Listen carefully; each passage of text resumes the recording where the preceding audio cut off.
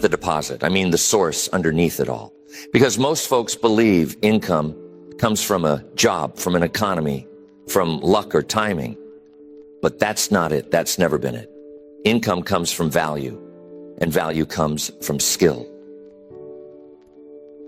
Now here's what most people never learn. Skills don't retire. They don't get laid off. They don't vanish when the market shifts or the company folds. A skill you build today can feed you 30 years from now. It follows you. It compounds inside you. And no one, no boss, no downturn, no bad season can take it away. Because that's the truth about skill. It's the one asset that lives inside you. Everything else can be lost. Money can be spent. Jobs can disappear. Titles can be stripped away. But what you know how to do, what you've trained yourself to become, that stays. That pays. And it pays for the rest of your life. And you don't build that by accident. You build it on purpose. You build it slow, brick by brick, in the quiet hours when no one's watching. Because here's what most people miss. The market doesn't pay for your time. It pays for your ability. And ability is something you choose to develop. So if you've been trading hours for dollars and wondering why the numbers never grow, good. You're in the right place. We're not here to talk about working harder. We're here to talk about becoming worth more. It won't happen overnight. It won't happen without discipline, but it will happen. 10 skills, practical, timeless, and designed to raise your value for as long as you live. Not someday, not when it's convenient, but now, while you've still got years to let them compound. The first skill that pays you for the rest of your life, the ability to sell. And I don't mean standing behind a counter pushing product on people who don't want it. I mean the deeper thing, the ability to move an idea from your mind into someone else's, the ability to make a case, to persuade, to transfer belief. Because everything in life comes down to that. You sell yourself in an interview. You sell your vision to a partner. You sell your kids on values worth living by. You sell your team on a direction. And the person who can do that well, clearly, honestly, with conviction, never goes hungry, ever. Now, most people are terrified of it. They hear the word and they flinch. They think it's manipulation. They think it's pressure. But real selling isn't any of that. Real selling is service. It's finding what someone truly needs and helping them see that you've got the answer. It's the most human thing there is. You learn to ask questions. You learn to listen more than you talk. You learn to read what someone isn't saying, because the amateur talks about features. The professional talks about the person in front of them. And that shift from here's what I have to here's what you need, that's the whole game. And here's what makes it beautiful. You never stop needing it. A doctor sells the patient on the treatment. A leader sells the crew on the mission. A parent sells the child on discipline. Everyone who's ever moved another human being to act, they sold something, whether they called it that or not. You practice it in the small moments. You state your case with clarity. You stop apologizing for what you believe. You learn to handle a no without falling apart. You learn that objection isn't rejection. It's just a question that hasn't been answered yet. Because the person who can sell can survive anywhere. Drop them in a new city with nothing, and within a year, they'll be back on their feet. Why? Because they carry the skill inside them. They can create value out of thin air. And that kind of security, that's worth more than any savings account. So you build it deliberately. You study the craft. You watch how the best ones do it. You practice the language until it becomes second nature. And you carry it with you for the rest of your days. Because a man who can sell is never truly poor. He's just temporarily between deals. The second skill that pays you for life, the ability to communicate with power, to speak in a way that lands, to write in a way that moves. Because here's something few people understand. Your income rarely rises higher than your ability to express yourself. Think about it. Two people can have the same knowledge, the same experience, the same idea, but one of them can articulate it clearly, confidently, in a way that makes people lean in, and the other one mumbles and fumbles and loses the room. Who gets promoted? Who gets trusted? Who gets paid? The one who can communicate. Every time. Because your thoughts, no matter how brilliant, are trapped inside you until you can express them. And a poorly communicated great idea loses to a well-communicated average one. That's just how the world works. Value has to travel, and communication is the vehicle. So you work on it. You expand your vocabulary, not to sound impressive, but to become precise. You learn the difference between a word that's close and a word that's exact. You learn to say more with less, because clutter confuses, but clarity commands. You practice speaking up in rooms where it's uncomfortable. You volunteer to give the report. You raise your hand. You write the email that says exactly what you mean without a wasted word. And slowly, something shifts. People start to listen when you talk. They start to seek out your opinion. Your voice starts to carry weight. And it's not just talking. It's the pause, the timing, the willingness to let silence do some of the work. Because a person who's comfortable with a pause seems in control. And a person who fills every space with noise seems nervous. You learn to speak deliberately. You learn to let your words breathe. Because here's the payoff. The person who communicates well gets access. Access to better opportunities, better relationships, better rooms, doors open for the articulate that stay shut for the silent.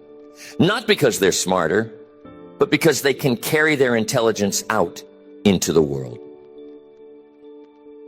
So you refine it every single day, in every conversation, in every note you write.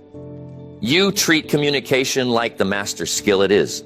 Because when you can make yourself understood, clearly, persuasively, with heart, you become someone the world can't afford to ignore. The third skill that pays you for life, the ability to manage money. And I don't mean earning it. Plenty of people earn plenty and stay broke their whole lives. I mean the skill of keeping it, growing it, directing it, making it work while you sleep. Because it's not what you earn that determines your future. It's what you do with what you earn. I've known men who made fortunes and died with nothing. And I've known people of modest income who built quiet wealth over decades. The difference wasn't the size of the paycheck. It was the discipline behind the dollar. You've got to learn the rhythm of it. A portion to live on, a portion to give, a portion to invest. That structure, that quiet, unglamorous structure, is what separates the free from the trapped. Because the person who saves and invests is building an army. And every dollar he sets aside is a soldier that goes to work for him. Most people never learn this. They spend everything they make and then some. They let the money run through their hands like water. And when the hard season comes, and it always comes, they've got nothing underneath them. No cushion, no options, no freedom. But you learn to tell your money where to go before it disappears. You learn the difference between an asset that feeds you and a liability that drains you. You learn that buying things to impress people is the fastest road to slavery, and you refuse to walk it. You get educated. You study how wealth actually gets built. Not overnight, not through luck, but through patience and compounding and time in the game. You learn that boring is beautiful when it comes to money. That the tortoise wins, that consistency beats intensity every single time. And here's what it buys you. Not just things, but options. The freedom to say no. The freedom to walk away from what doesn't serve you. The freedom to take a risk because you've got a foundation underneath. That's what money management really pays. It pays you peace. So you master it. You take control of the numbers instead of letting them control you. Because a man who commands his money commands his life. And a man who doesn't, no matter how much he makes, stays a servant to his next paycheck for as long as he lives. The fourth skill that pays you for the rest of your life, the ability to solve problems. Because I'll tell you what the world really rewards. Not effort, not intention, not how busy you look. The world rewards solutions, and it rewards them richly. Every business exists to solve a problem. Every paycheck is compensation for a problem someone paid you to handle. And the bigger the problem you can solve, the more complex, the more critical, the more people it affects, the more you get paid. That's the whole equation. Your income is tied to the size of the problems you're willing to face. Now, most people run from problems. They see one coming and they duck. They complain about it. They hope someone else deals with it. And in that avoidance, they cap their own value. Because you can only get paid for what you're willing to tackle. And if you tackle nothing hard, you get paid next to nothing. But the problem solver moves toward the fire. He walks into the room everyone else is avoiding and says, "Let me look at this." He doesn't panic. He doesn't freeze. He breaks the thing down. He asks better questions. He finds the root instead of arguing with the symptom. You build this by staying calm when things break. When the situation gets messy, you don't spiral into blame. You get curious. You ask, what's actually going on here? What's the real cause? What are the options? You treat every problem like a puzzle instead of a punishment.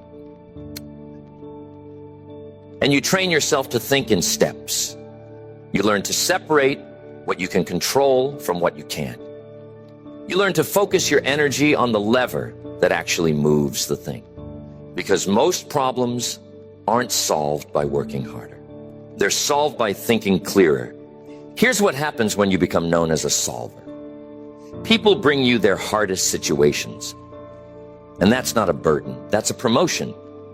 Because the person everyone turns to in a crisis is the person who becomes indispensable. And the indispensable never worry about their next opportunity. So you sharpen this. You seek out problems instead of hiding from them. You build a reputation as the one who figures it out. Because in a world full of people who point at what's wrong, the one who quietly fixes it becomes worth his weight in gold. And that value never fades. The fifth skill that pays you for life, the ability to learn, not what you know right now, but how fast you can acquire what you don't. Because the knowledge that got you here won't be enough to carry you forward. The world keeps moving. And the person who can keep learning never gets left behind. See, most people stop learning the day they finish school. They think education has an endpoint, a finish line, a day when you're done. But the ones who win understand something different, that learning is a lifelong discipline, that your mind is a muscle. And the day you stop working, it is the day you start declining. You become a student of everything. You read. You ask questions. You stay curious long past the age when curiosity is convenient. You approach every situation with the posture of a learner instead of a knower. Because the moment you think you've got it all figured out is the moment you stop growing. And here's the beautiful part. Learning compounds. Every book you read connects to the last one. Every skill you pick up makes the next one easier. Your mind starts building bridges between ideas that other people never see. And that web of understanding becomes your greatest advantage. You learn to learn efficiently. You stop wasting time on things that don't matter, and you go deep on the things that do. You find the people who've already walked the road and you study how they did it. You shorten your learning curve by standing on the shoulders of those who came before. And you don't just learn facts, you learn how things work, how people think, how systems operate. Because a fact fades, but an understanding stays. And the person who understands the deep principles can adapt to anything the world throws at him. This is the skill that protects all the others. Because markets change, tools change. What was valuable yesterday can be worthless tomorrow. But the person who can learn will simply pick up the next thing and keep going. He's never obsolete. He just keeps evolving.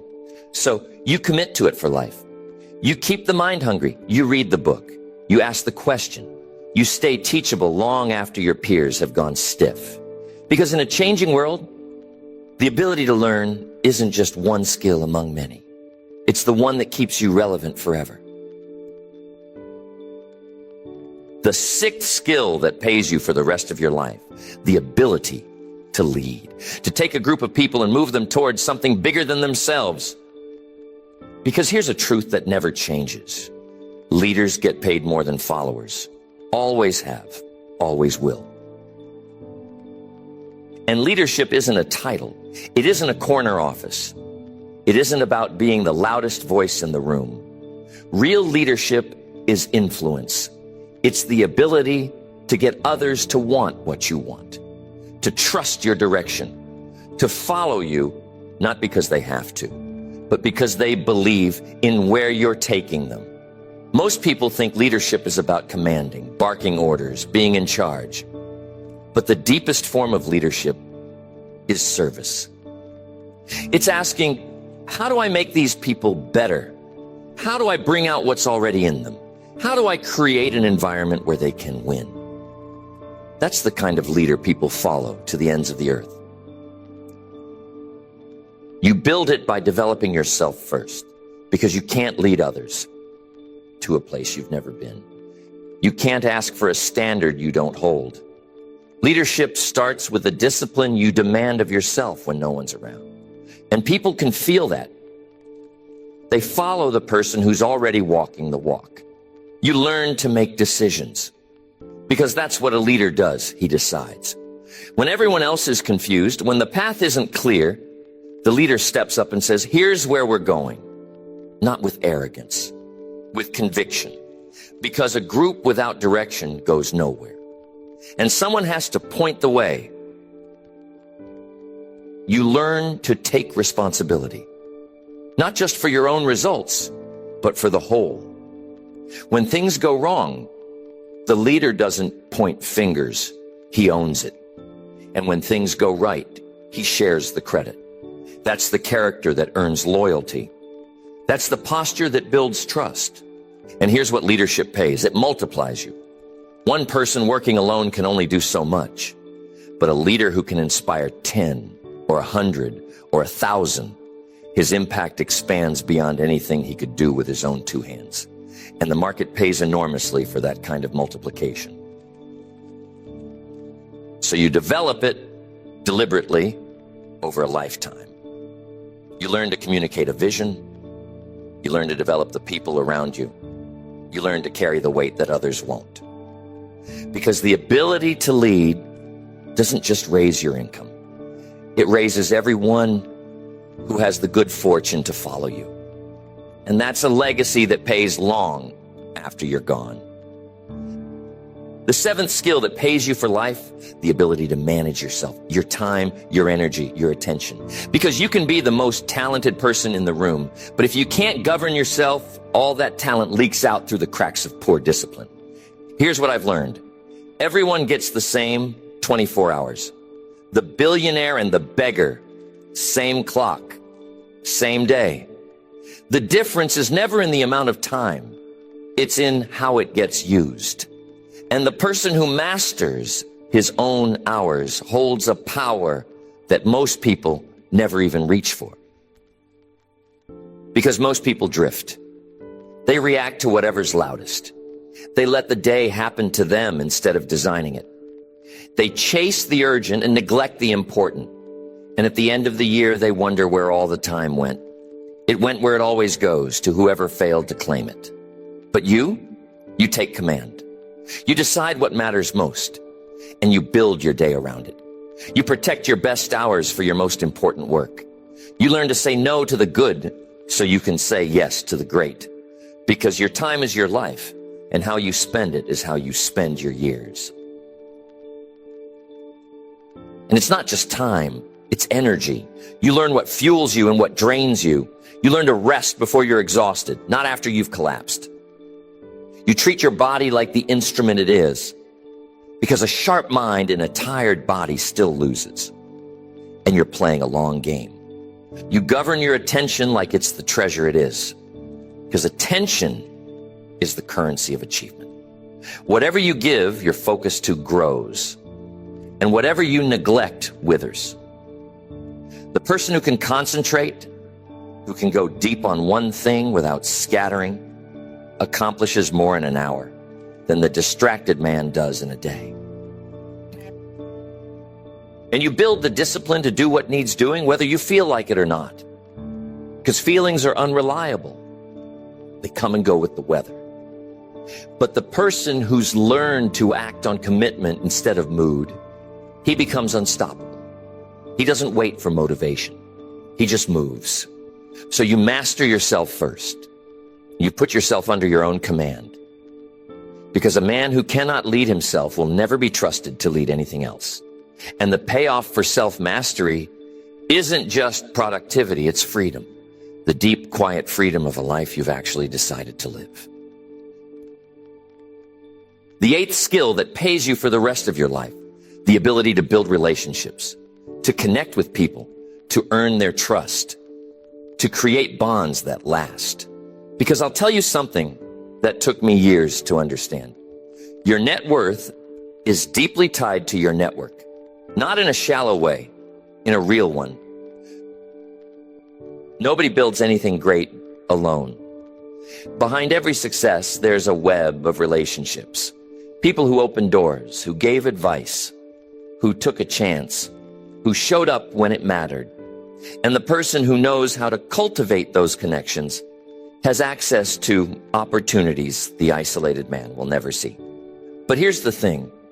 You don't build relationships by taking. You build them by giving. The people who try to use others get found out quickly. But the person who genuinely serves, who adds value without keeping score, who cares about people beyond what they can do for him, that person builds something that lasts. You learn to be interested instead of interesting. You ask about them. You remember what they told you. You follow up. You show up. You become the kind of person others are glad to know. Because the world is full of people chasing what they can get. But the rare few who focus on what they can give, they become magnetic. You learn to keep your word in the small things. Because that's where trust is really built. The tiny promises, the little follow-throughs. When you say, you'll call and you call. When you say you'll be there and you're there, people are watching. And every kept promise is a deposit in a bank account that pays dividends for years. And you learn to handle conflict without burning bridges. Because relationships get tested. Disagreements come. And the person who can navigate tension with grace, who can disagree without becoming an enemy, who can repair what's been strained, he holds on to people that others lose. Here's what makes this skill so valuable. Relationships compound over a lifetime. The person you help today remembers it for decades. The trust you build in your 20s pays off in your 50s. Your reputation walks into rooms before you do. And a good name built over years becomes an asset no amount of money can buy. So you invest in people, sincerely, consistently, for the long haul. You treat every relationship like it matters, because it does. And by the time you look up, you'll be surrounded by a network of trust and goodwill that carries you through every season of life. That's a wealth that never runs dry. The ninth skill that pays you for life, the ability to think for yourself, to reason clearly, to weigh the evidence and reach your own conclusions instead of just absorbing whatever the crowd believes. Because independent thinking is one of the rarest, most valuable capacities a human being can develop. Most people don't think. Not really, they react. They repeat. They adopt whatever opinions happen to be floating around them, and they call it their own. They follow the herd because it feels safe. But the herd is usually wrong at the extremes, and it's usually broke too. Following the crowd is a reliable way to end up exactly average. But the person who can think, who can step back and ask, is this actually true? Does this hold up? What am I missing? That person sees what others don't. He spots the opportunity everyone else overlooked. He avoids the trap everyone else walked right into, because he's not moving on autopilot. He's moving on judgment. You build this by questioning your own assumptions. You get in the habit of asking why. Why do I believe this? Where did this idea come from? Is there a better way to see this? And you get comfortable with the discomfort of not knowing, because that's where real thinking begins. You learn to gather information from many sides before you decide. You resist the pull to lock in an opinion too fast. You hold your conclusions loosely enough to change them when the facts demand it. Because the goal isn't to be right about what you already think. The goal is to see reality as clearly as you possibly can. And you learn to think long term when everyone around you is thinking about right now. You learn to trace the second and third consequences of a decision, not just the first, because most people only see the immediate. And the one who can see around the corner is the one who prospers, while others get blindsided. Here's why this pays. Every major decision of your life rests on the quality of your thinking. Who you marry, where you invest, what career you chase, what risks you take. Good thinking leads to good decisions, and good decisions compound into a good life. Poor thinking does the opposite. So you protect your mind. You feed it well. You question the easy answers. You refuse to outsource your judgment to the loudest voice or the popular opinion. Because in a world of followers, the clear thinker is worth a fortune. And that clarity, once you build it, pays you every single day for the rest of your life. The 10th skill that pays you for the rest of your life is this: the ability to keep going, to persist when it's hard, to stay in the game long after the excitement fades and the results haven't shown up yet. Because I'll tell you the honest truth, all the skills in the world mean nothing without the endurance to see them through. Because here's what most people don't understand about success. It's not usually a matter of talent. It's not usually a matter of intelligence. Plenty of gifted people quit. Plenty of brilliant people fold at the first sign of resistance.